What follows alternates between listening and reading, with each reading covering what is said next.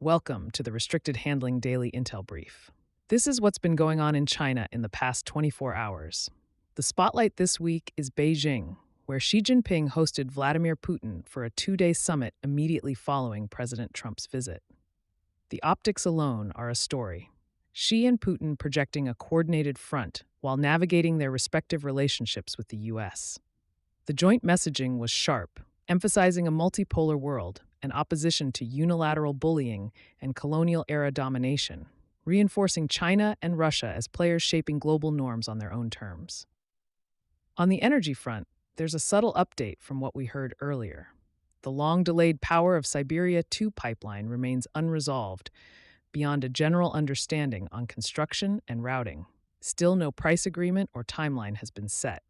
The pipeline, designed to deliver 50 billion cubic meters of Russian gas to China through Mongolia, is a critical lever for Moscow amid lost European markets and sanctions.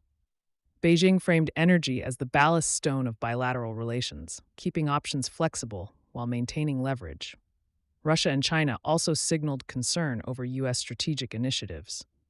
The Golden Dome missile defense project, with its orbiting sensors and global coverage, drew pointed criticism, while the lapse of the New START treaty without a replacement raised strategic stability questions. The messaging paints Washington as destabilizing, without committing either Moscow or Beijing to specific nuclear deployments beyond current posture.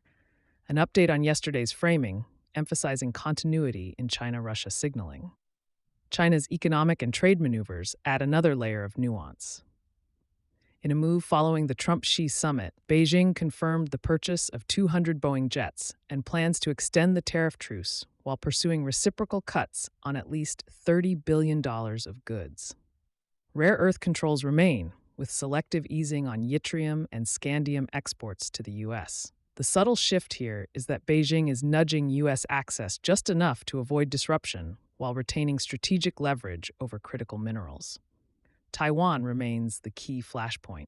After Trump described a pending $14 billion arms package as a negotiating chip, President Lai Ching-te reiterated that Taiwan's future belongs to its people, stressing continued military modernization to maintain credible deterrence.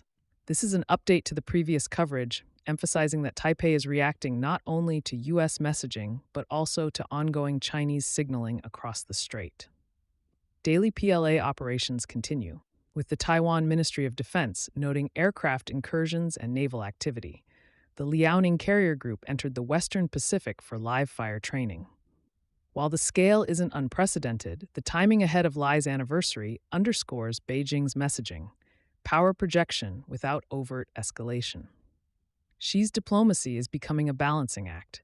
With back-to-back visits from Trump and Putin, Beijing is signaling that it can manage U.S. engagement, secure economic advantages, and maintain strategic ties with Moscow simultaneously. Putin's visit highlighted Russia's increasing dependence on China economically and technologically, including energy and AI components. This time, the leaders' messaging around Ukraine, the multipolar world, and energy connectivity reinforced prior narratives, but with subtle new emphasis on operational interdependence and ongoing energy discussions. Energy flows remain strategically significant. China's Gulf imports are vulnerable, with roughly 45% moving through the Strait of Hormuz.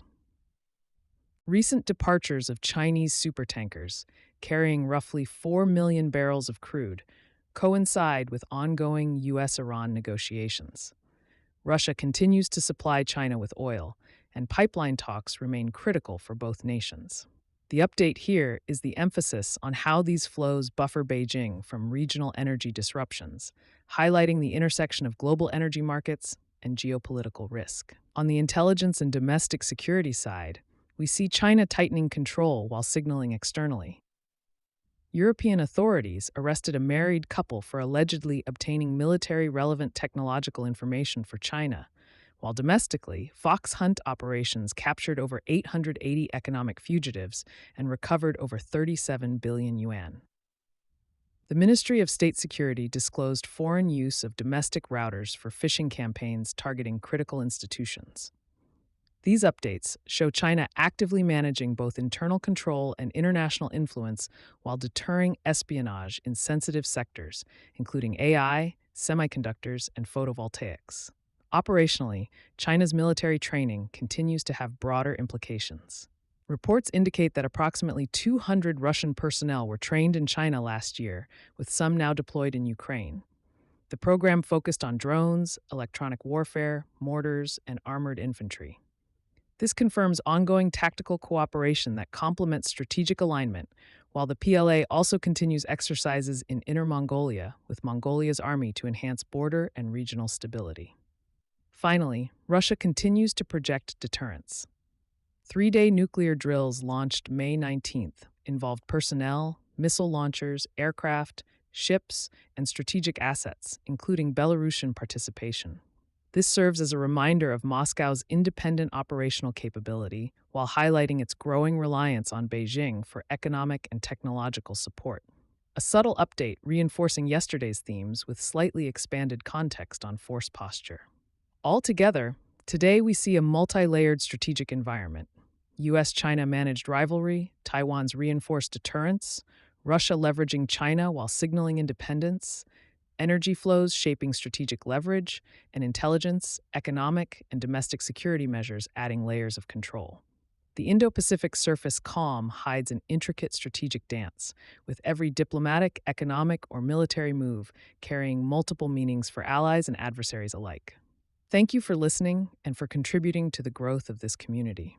If you found the show valuable, a review or a thoughtful comment helps extend its reach to others.